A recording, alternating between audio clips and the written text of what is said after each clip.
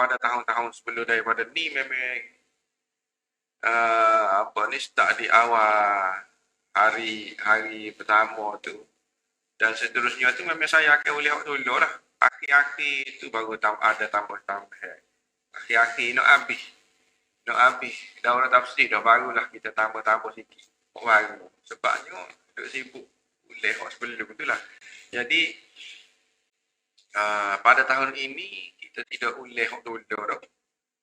Kita sambung lagi apa yang kita berhenti pada tahun lepas. Persoalan bercanggah syubhat apa tu itu sudah ada dah dalam kuliah-kuliah sebelum daripada ni.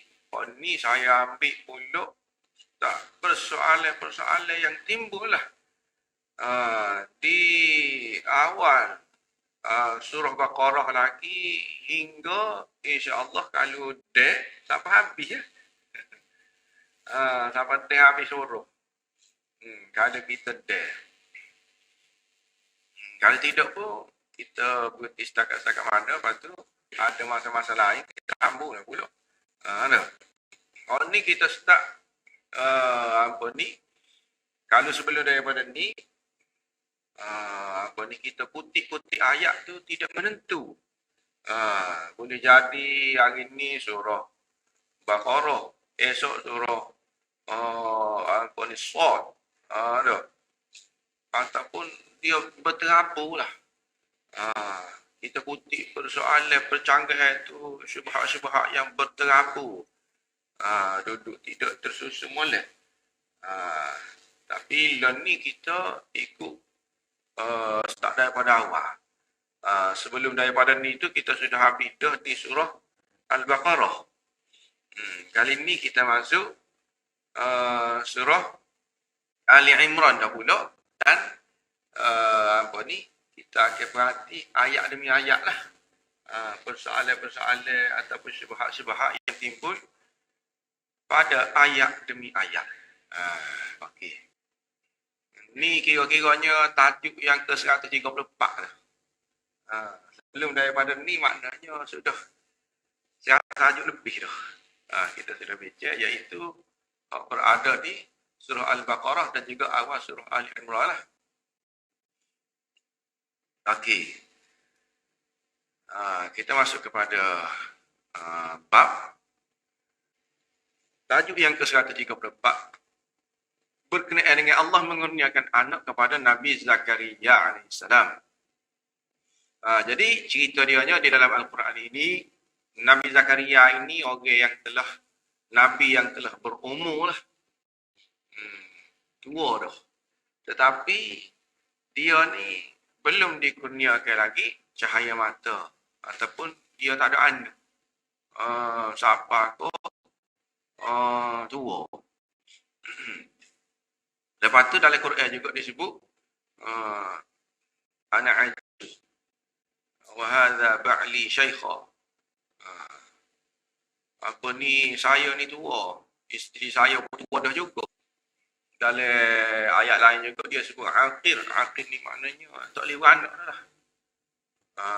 Isteri dia tu sudah tak boleh beranak dah. Lalu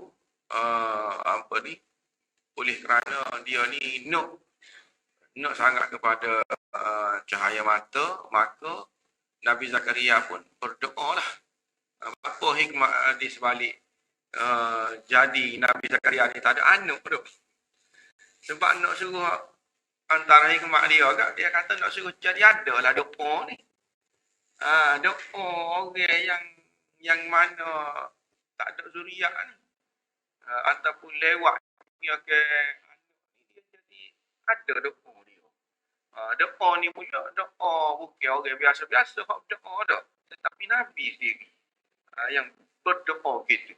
Maka adalah doa tu. Kalau lah Nabi ni ada zuriat belaka, tak ada masalah dengan ada zuriat ni. Kira-kiranya tak ada dalam doa ni dah. Kalau ada pun orang biasa. Orang biasa yang mari tanya Nabi dah lagu mana. Kalau saya nak ada anak, tapi kurang dah sebab orang biasa dah. Hok mari tanya Nabi tu.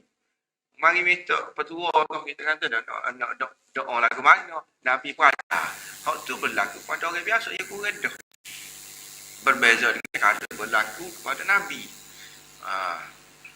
Jadi Nabi mana ni antara hok ramai-ramai tu berlaku kepada Nabi Zakaria alaihissalam. Antara doa dia ni ialah sangat masyhur lah. Firman Allah Ta'ala, a'udzubillahi minasyaitonir rajim, qala rabbi hab li min ladunka dzurriyyatan thayyibah innaka sami'ud du'a.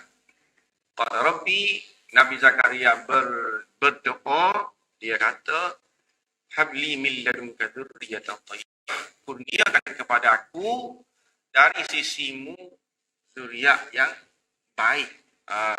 Doa dia lah tu kepada orang yang nak zuriat, nak anak kat molek. Inilah doa yang paling mustajab, yang paling afdal lah.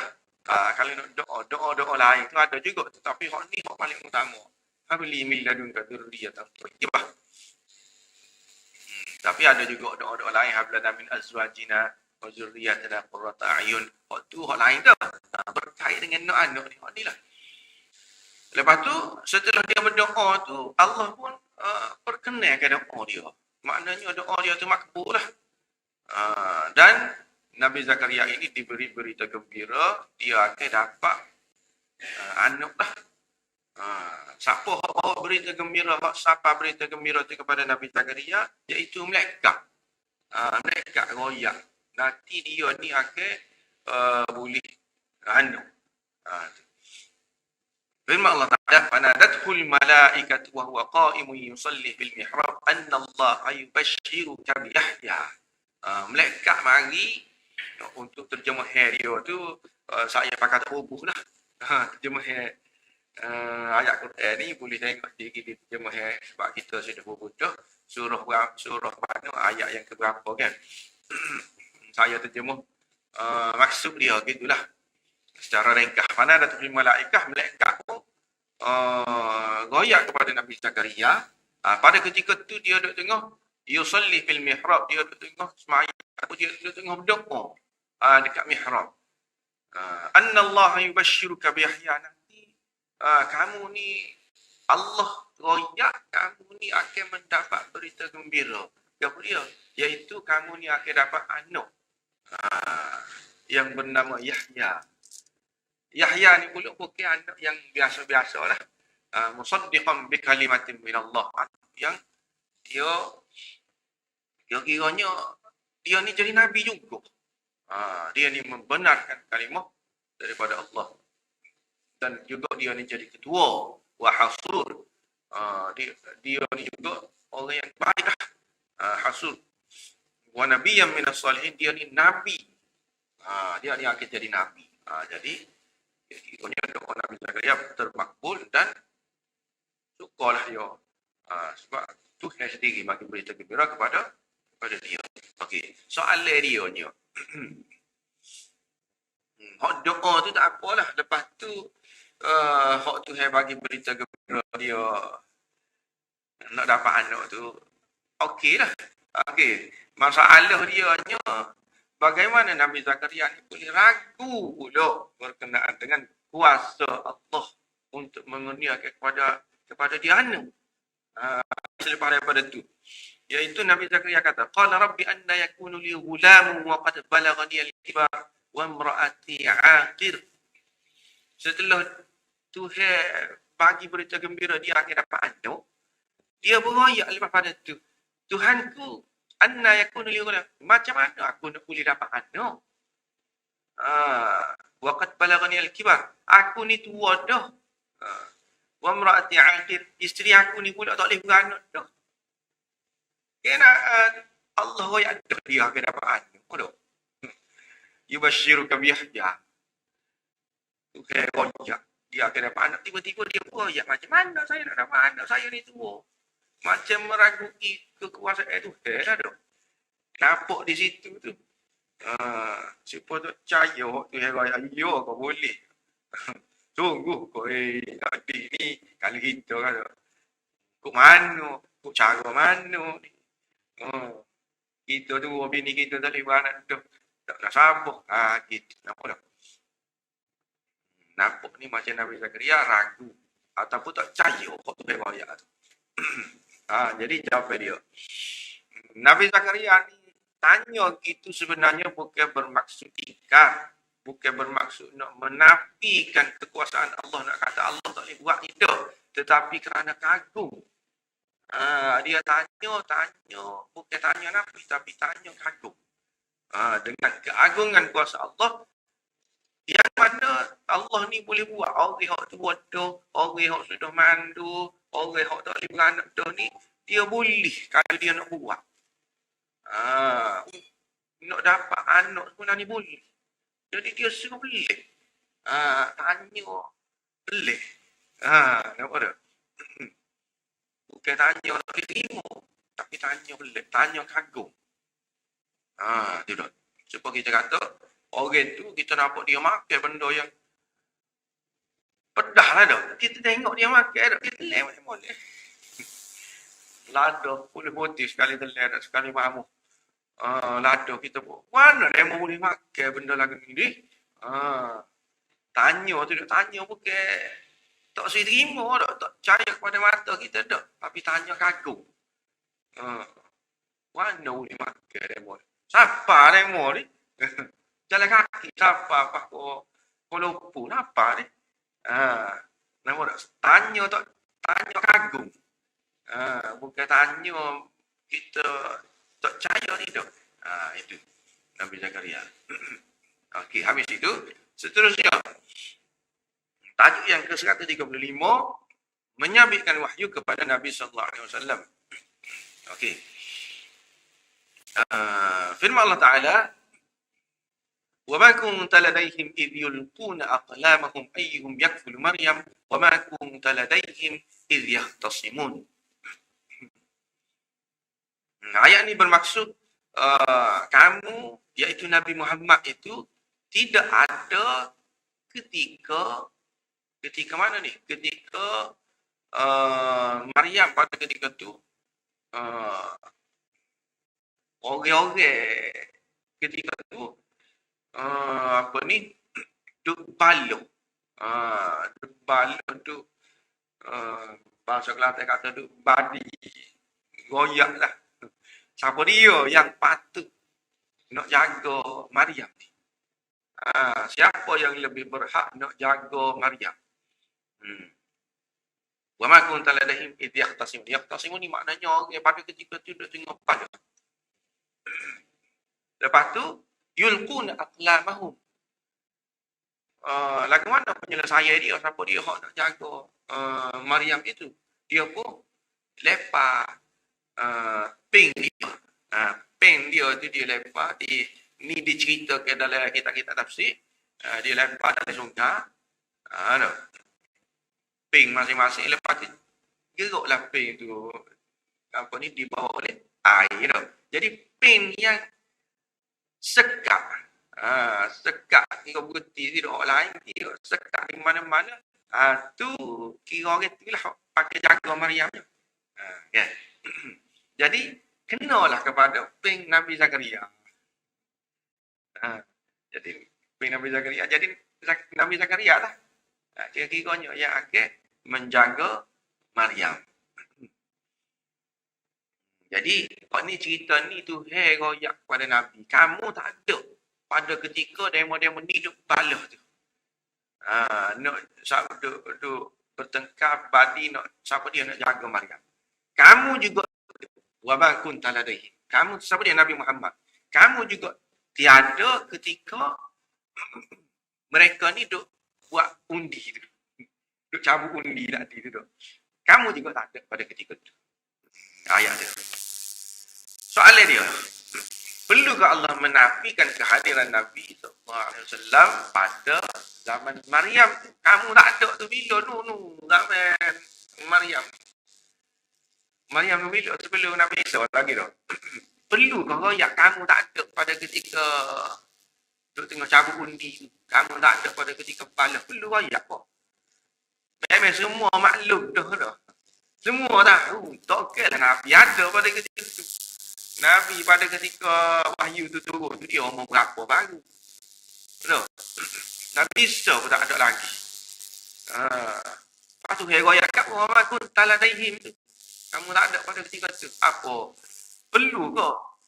Royak gitu benda hok betul. Kalau nak royak pun kalau sepatutnya royak pun royak lah Nabi ni wahyu ni daripada siapa kok. Siapa dia mari royak cerita ni. Cerita pasal apa ni? Orang duk ngundi, orang duk bala, nak pakat nak jaga Maryam ni siapa dia kat orang royak. Saya ambil daripada ni. Tu. Orang ni yang cerita kepada saya. Ahli kitab ni yang cerita kepada saya. Hak tu sebenarnya kalau lebih patut nak royak. Tiba-tiba pergi royak saya. Kamu tak ada pada ketika tu. Kiranya. Dia ni kecek dengan benda hak tak nak rapuh dah. Tak patut kecek pun. Jadi jawapan dia. Bagi orang yang menafikan kewujudan wahyu. Ada orang ni dia kata wahyu ni tak ada sebenarnya. Nabi ni dia kecek ikut suka dia. Ada wahyu ni tak turun kepada Nabi. Nabi kita lah sallallahu alaihi wasallam. Jadi untuk nak cerita sesuatu kejadian ke apa ni tak ada wahyu. Wahyu tak turun royak pasal Nabi, pasal cerita Maryam, pasal cerita Nabi Zakaria. Ada cerita Nabi-Nabi sebelum ni tu tak ada. Nabi ambil mana tak tahu tu dah. Kira-kiranya dia tak terima lah wahyu. Jadi dalam ayat ni royak Nabi ni berada di tempat kejadian. Nabi ni kira-kiranya tak ada lah di tempat kejadian tu dah. Itu dalam ayat tu ayat gitu. Kira-kiranya kalau orang tak terima wahyu ni dia tak boleh terima lah ayat ni. Sebab nak royak cerita gitu tu Nabi mesti ada di tempat kejadian tu. Sedangkan Nabi tak ada. Nabi tak lahir lagi masa tu tu. Ataupun Nabi ni kalau nak boleh royak cerita pasal Maryam tu, Nabi ni dia kenalah tukar-tukar cerita ko. Nabi ni dia sai dengan ahli-ahli cerita ko, ahli-ahli kitab ko, tapi tidak juga. Kan? Tidak. Nabi ni bukan terkenal dengan penglipu lara ko, dia boleh baca kitab-kitab hikayat. 1001 malam, royak, kata tu. Tak ada. Nabi ni bukan jenis orang lagu tu. Macam mana dia boleh seolah-olah dia ni ada di tempat kejadian. Nabi tu. Royak pula ni dengan tepat. Peristiwa tu royak siap. Lepas ping ke apa tu. Balas bukan balas saja. Penyelesaian dia ada. Itu peristiwa dia tu detail lah. Macam mana dia royak? Nabi tahu kan. Tidak lain. Lagi wahyu adalah kalau lagu tu. Tak ada benda lain. Nak styling ahli cerita tidak. Nabi ni jenis royak. Suka rekod-rekod cerita. Pun tidak juga. Kita kata dia ni pengarah novel kau tu. Nak apa juga nak royak cerita-cerita gini. Ni tak ada. Nabi ni bukan belakang. Tapi dia boleh royak dengan tepat. Ni tak ada lain lah. Melainkan tu royak lah. Kalau lagu tu. Tu royak. Tu royak ni. Kenapa dia wahyu lah kita panggil. Tak boleh lari dehok tu. Jadi orang yang menafikan wahyu sebenarnya ayat ni bukan menafikan, ia jadi menyabitkan wahyu tu pula. Ini menunjukkan wahyu tu ada dah pula. Ayat ni. Sebab tu Nabi boleh royak dengan detail. Ayat ni juga supaya dengan firman Allah Ta'ala di tempat lain. وَمَا كُنْتَ بِجَانِبِ الْغَرْبِيِّ إِذْ قَضَيْنَا إِلَى مُوسَى الْأَمْرَ. Kau ni ketika Nabi Musa tu. Tuhan kata kamu tak ada. وَمَا كُنْتَ بِجَانِبِ الْغَرْبِيِّ di sebelah barat. Okey. Begitu juga. Ketika Nabi Musa juga وَمَا كُنْتَ بِجَانِبِ الطُّورِ. Kamu tak ada ketika Nabi Musa ada di Bukit Tur. Inna daina. Nabi Musa berdoa kepada Tuhan. Kamu tak ada. Tak supaya juga. Kamu tak ada tapi kamu boleh royak tu, detail boleh. Cerita Nabi Musa gapo tu tak serupa dengan ahli kitab, serupa dengan yang ada dalam kitab Taurat. Royak detail serupa dengan orang-orang yang terima cerita sebelum daripada ni dah. Ahli kitab kita kata dia terima cerita Nabi Musa tu turun-temurun. Nabi Musa ni duduk di Bukit Tursina, berdoa. Lepas tu orang mari tengok Tuhan, gapo tu jumpa dengan Tuhan. Tu cerita-cerita ahli kitab. Tapi Nabi boleh royak detail. Nabi tak ada pada ketika tu. Di bukit tu Nabi tak ada. Tapi Nabi boleh royak. Bermakna itu adalah hak Tuhan royak lah. Iaitu wahyu. Okey, seterusnya. Tajuk yang ke-136. Nabi Isa ni anak lelaki Maryam. Anak lelaki Maryam. Firman Allah Ta'ala, إذ قالت الملائكة يا مريم إن الله يبشرك بكلمة اسمه المسيح عيسى بن مريم. Ini cerita Maryam pula. Ketika mana malaikat mari, malaikat pun kata kepada Maryam, wahai Maryam, innallaha yubashshiruki bi kalimah. Allah ni telah memberikan berita gembira kepada kamu dengan kalimah daripadanya. Kalimah daripadanya ni panjanglah pula. Cerita dia punya kalimah tu apa. Allah memberi berita gembira kepada kamu dengan Tuhan tunjukkan tanda kekuasaan dia lah. Kalimat min. Lagu mana Tuhan nak menunjukkan tanda kekuasaan Tuhan, iaitu Tuhan bagi kepada Maryam itu seorang anak ismuhu yang mana nama dia Al-Masih Isa bin Maryam. Al-Masih Isa bin Maryam. Tuhan bagi berita gembira. Sebelum daripada ni Tuhan juga ada bagi berita gembira kepada Nabi Zakaria yang mendapat Yahya. Hak ni Tuhan bagi berita gembira kepada Maryam, dia akan dapat Isa bin Maryam. Okey. Soalan dia. Jadi bukankah ucapan dia namanya ialah Al-Masih Isa pun sudah padat dah. Kalau nak kira, Tuhan kata kamu ni akan dapat kamu dapat seorang anak lelaki nama dia Masih Isa. Kamu akan dapat anak nama dia Isa. Cukup dah. Ya. Isa bin siapa mesti dah awak dah. Apa perlu royak Isa bin Maryam? Kecik dengan Maryam ke? Kira-kiranya tak perlu royak. Apakah perlu lagi kita nak tambah bin Maryam ni? Walaupun malaikat tu mari kecik dengan Maryam tu. Kamu akan dapat anak nama dia Isa. Anak siapa? Anak kamu lah. Kamu tu nama kamu. Tidak nama Maryam kan? Kalau malaikat tu kecik tu tu. Jadi ni kira-kiranya bagi dia agak macam nonsense. Nonsense. Orang kata tak nak sabar. Kecek dengan orang nak royak lagi. Benda dia sendiri tahu tu. Jadi jawapan dia. Apa royak juga bin Maryam tu. Sedangkan kecek dengan Maryam tu. Ini adalah kerana kebiasaan anak-anak dia akan dinisbahkan kepada bapa. Biasanya gitu. Jak daripada dulu lagi. Lama kita ni saja. Zaman Nabi-Nabi dulu lagi, zaman memang dahulu lagi, kalau anak siapa anak pok dia, bin kepada bapa dia, bukan kepada ibu dia. Ni kebiasaannya. Tetapi dia royak juga di sini malaikat royak kepada Nabi Isa tu, kami akan dapat anak nama Isa bin Maryam. Bin Maryam tu siapa dia? Maknanya bin ibu. Maryam tu kan mak dia. Kerana ni sudah isyarat dah. Malaikat sudah isyarat dah kepada benda yang kira-kiranya pelik dah lah. Dia pun sudah pelik. Bapa Isa bin Maryam. Jadi kira-kiranya dia sudah boleh agak dah. Apa Maryam itu sudah boleh agak dah. Apa yang akan berlaku iaitu benda yang pelik lah. Dan memang berlaku sungguh. Iaitu Nabi Isa ni lahir tanpa ada bapa. Nak nisbah kepada siapa dia? Nisbah kepada Nabi Zakaria. Tidak juga.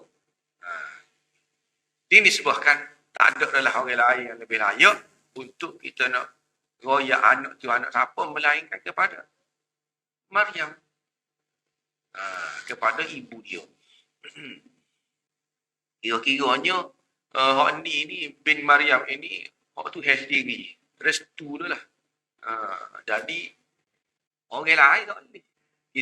Kita nak buat apa ni? Nak buat contoh tu.